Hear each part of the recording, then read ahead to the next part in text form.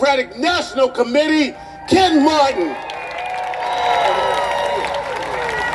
All right, folks, when I say no, I want to hear you say, Kings, no! No! No! No! That's exactly right. 249 years ago, proud patriots in this country stood up and said we are going to build a democracy, a country that's for the people, by the people, of the people, and we will not bow down to any monarch. And here we are now.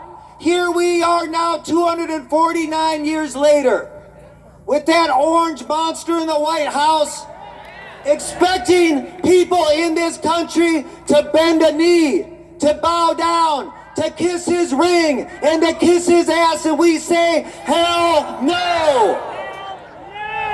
But guess what?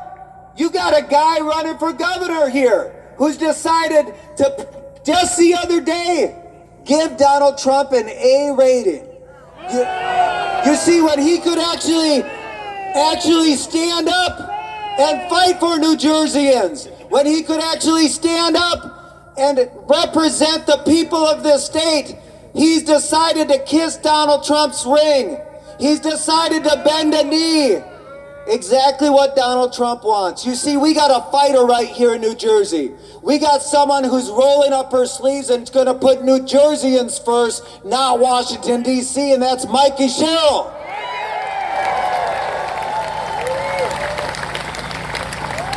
But let me tell you what, we've got three commodities in campaigns and elections, folks. It's people, it's money, and it's time. We can always recruit a few more people, and I need you to do that. We can always raise a few more bucks, and you've already done that. But let me say the one commodity you can't get back is time. We got 2 weeks, a little over 2 weeks left to get this job done.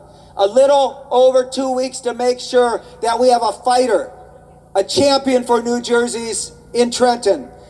Someone who's going to stand up and fight for this state each and every day and make sure your lives are affordable, to fight for jobs, to make sure on day one she's going to declare a state of emergency and freeze those utility hikes so people don't have to pay more for gas and electricity.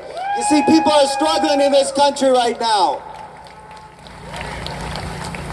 But let me just say this, because I think in this moment it also requires us to rise above partisanship. And what do I mean by that? It might seem a little crazy for the chair of the National Democratic Party to say we should rise above partisanship, but I want to remind you, when I was growing up and when many of you were growing up, there were values that connected us as Democrats and Republicans. Values that were foundational to this country. Not just the foundation and the formation of this country, but who we are as Americans. Things like respect for our Constitution, the idea of due process and the rule of law, the idea of separation of power, the idea that we would stand with our allies around the world and protect and defend emerging democracies. And yes, as crazy as it is, defending the First Amendment, the freedom of speech. But we have one party led by a wannabe dictator who has thrown those American values into the dustbin of history. And we have to remind ourselves in this moment, what President Joe Biden said in 2020 was exactly right. When he said, when he ran against Donald Trump, that this was the fight for the soul of our nation. That's what this is about.